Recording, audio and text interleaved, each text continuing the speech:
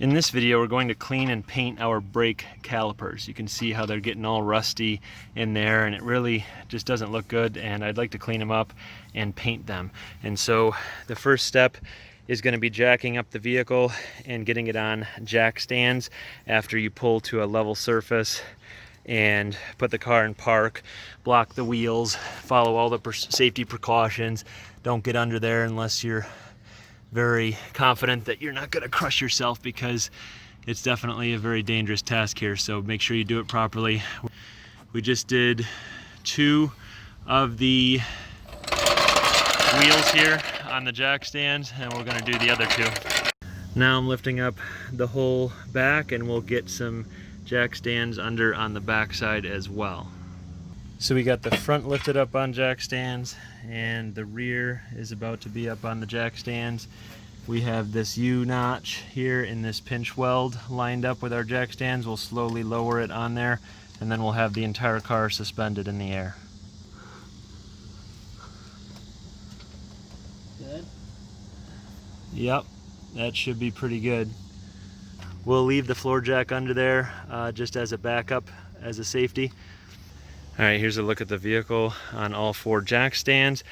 And we already loosened the lug nuts while it was on the ground a little bit, and so we are just going to take these lug nuts off and then pull all of the tires off of the vehicle. So to crack the lug nuts, I just used this breaker bar with a 3/4 inch socket, and then from there you can just use a socket wrench and take it off the rest of the way, and then we'll take the tire off. Once all the wheels are pulled off, it's going to look something like this. As you can see, it's quite rusted out. Now what we want to do is, these are the brake pads here. What we want to do is disassemble this caliper. It's partially disassembled right now. There is a bolt right here. Once you unscrew this bolt, it will open like a clamshell, which is good, and you might need a breaker bar to get it started. And then there are 2 more bolts holding it to right here and right here, holding it to the knuckle. And so once you get all 3 of those undone, the caliper basically comes right off, and then you can get to work with getting the rust off. I recommend using a drill attachment like this with the brush. As you can see, it's already doing a good job there.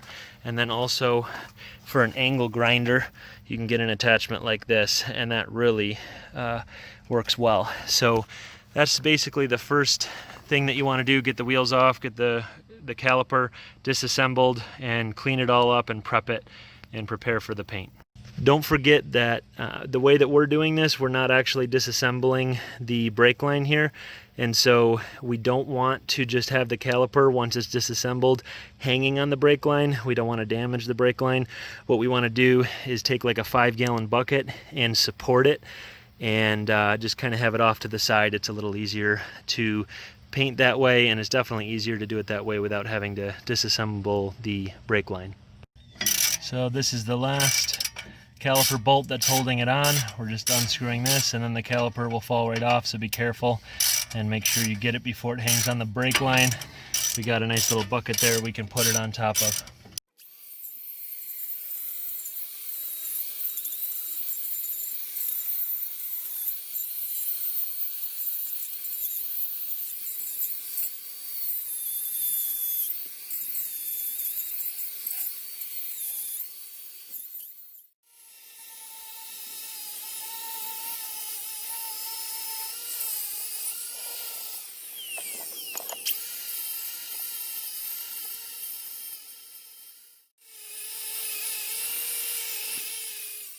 So it's not even done yet, and you can see the big difference between the one that's kind of done and then this one, which has all that rust and stuff on it. And so it really does help to put the extra time in and just clean it up real good.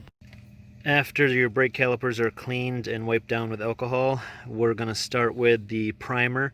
I'm going to do at least 2 coats of primer on there, and then at least 2 or 3 coats of the paint, and then probably a couple coats of the clear as well.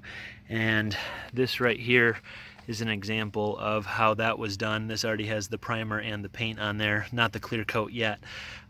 Just make sure that you protect your vehicle from overspray. So you can see how that was done. And over here on this side, this back brake caliper was a little bit different. One of the reasons I didn't tell you the size of the sockets is that it just varies, so you just have to look that up, but just make sure you have a socket set. The sockets to take this caliper apart were different on the back than the front, and it's just a little bit of a different style, but same concept. Bungee cord helps if you have one.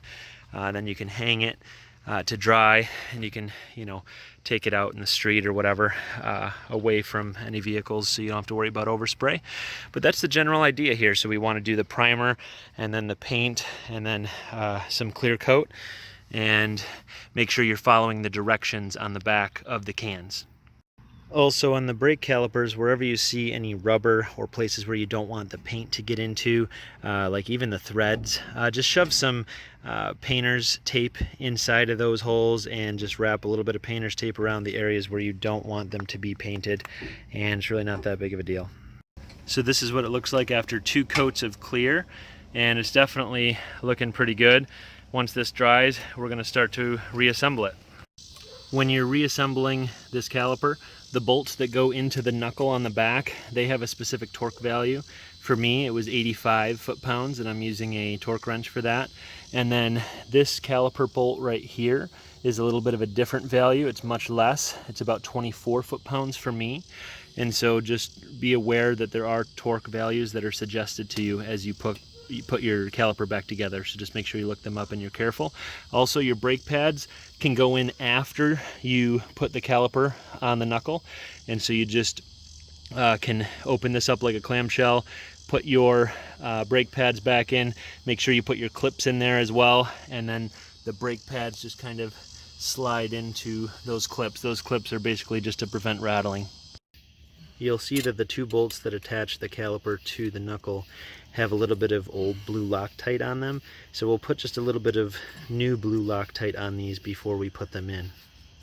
For the rear brake caliper, it's a little bit different. What we did is we put the brake pads in the clips first, and then there's actually this rear brake caliper piston that we had to reset. It was sticking out too much, and so for that you can use the tool, or what we did is we stuck a needle nose pliers into these little notches here, and then we twisted it clockwise, and that will basically reset it back in there so that you can fit it back around these brake pads. So that's definitely something to be aware of for these back brake calipers.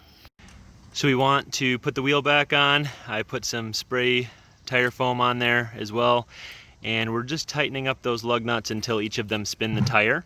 And later on, once we lower the vehicle, we are going to then torque them to 100 foot-pounds based on whatever your vehicle specifications require. Now that the vehicle is on the ground, I'm going to torque these lug nuts to 100 foot-pounds in a star pattern. Okay, so this is how it turned out. I'll give you a close-up here of the brake calipers.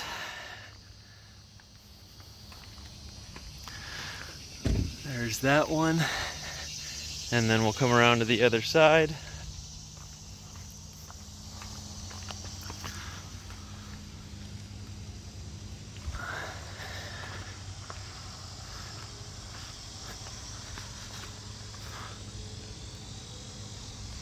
So if this video helped you, please smash that like button, comment, share, and subscribe for more videos like this. We'll see you in the next one.